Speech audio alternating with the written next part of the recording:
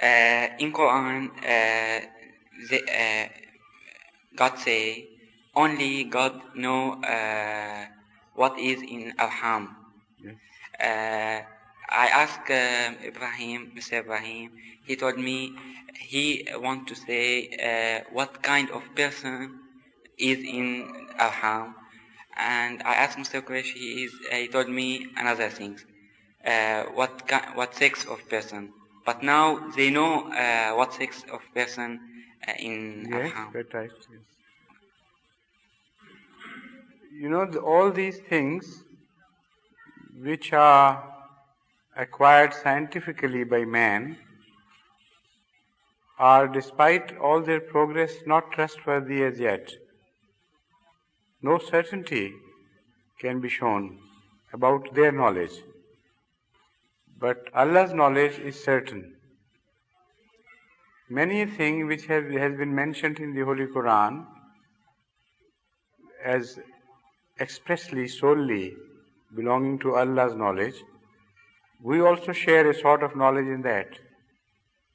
For instance, Allah tells us, nobody else knows بِأَيِّ أَرْضٍ تَمُوتُ. But when a patient is dying, the symptoms have appeared, then you also know. So our knowledge is based on symptoms which appear. When they become apparent, we can read them. There is no special power with us to know the unknown. But Allah knows even when the symptoms have not appeared, when there is nothing to read about. So that is one difference between our knowledge and Allah's knowledge. When Allah says, I know, number one, Allah is not dependent on any apparent symptoms to appear. When the symptoms appear, then you begin to see.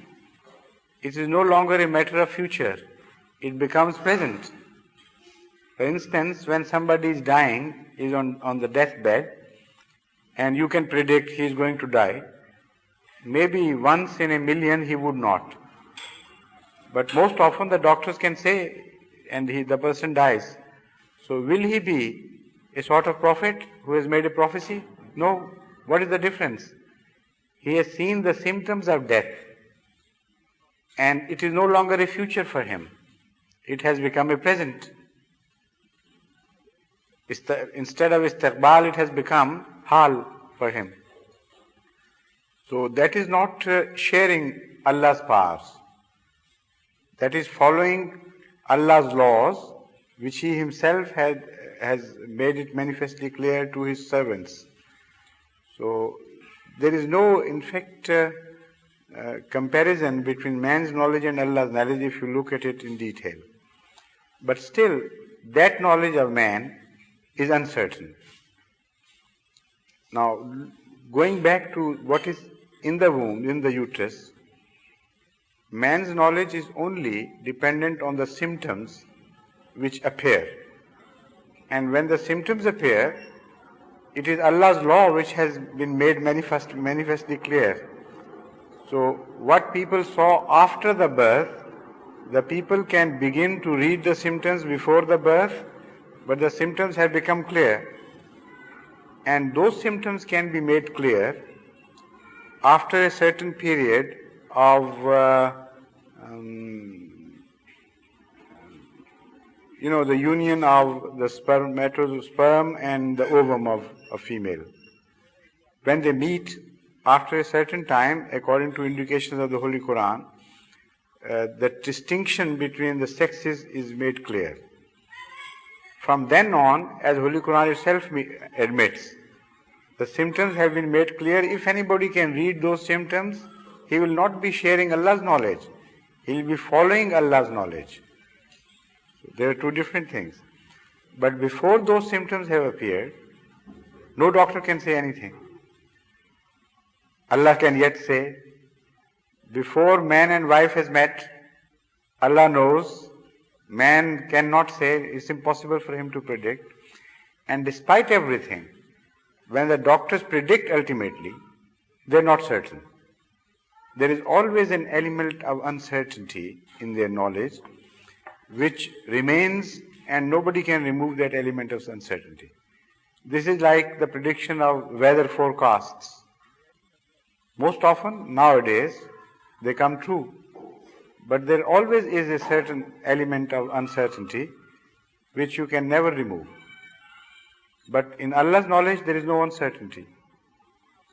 So I tell you now the example. Here in London there was a case of a pregnancy.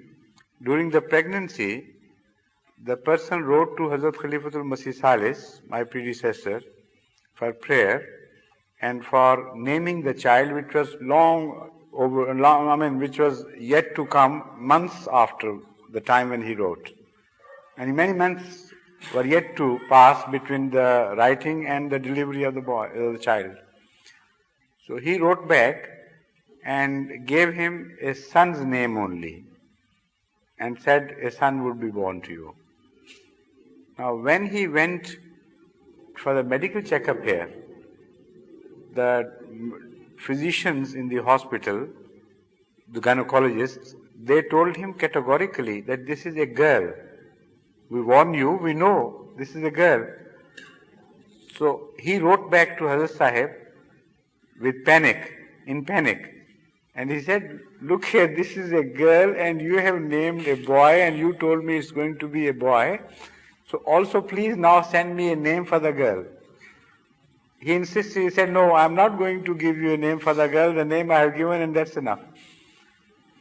So actually, despite repeated checkups, the doctor had declared positively that it would be a girl. It turned out to be a boy. So this is the extent and scope of their knowledge. Knowledge, it can't be called knowledge. It is still a guesswork. It's still reading of symptoms, which with the passage of time, with the progress of human knowledge, increases that capability of reading symptoms. And those symptoms are laws of nature which Allah has created Himself. So if you read the symptoms and predict a sort of prediction, that is not sharing Allah's powers. That is following Allah's powers, making benefit out of that. And that is not excluded. In that verse, what is excluded is that nobody can predict these things before the symptoms have appeared. We can translate it like that. Before the thing has been made apparent, before the thing has become obvious to everybody's eye, human beings cannot say what is going to happen, but Allah can still say what is going to happen. See, there are two different things. I have pointed out two aspects from which you can study the differences between Allah's knowledge and man's knowledge.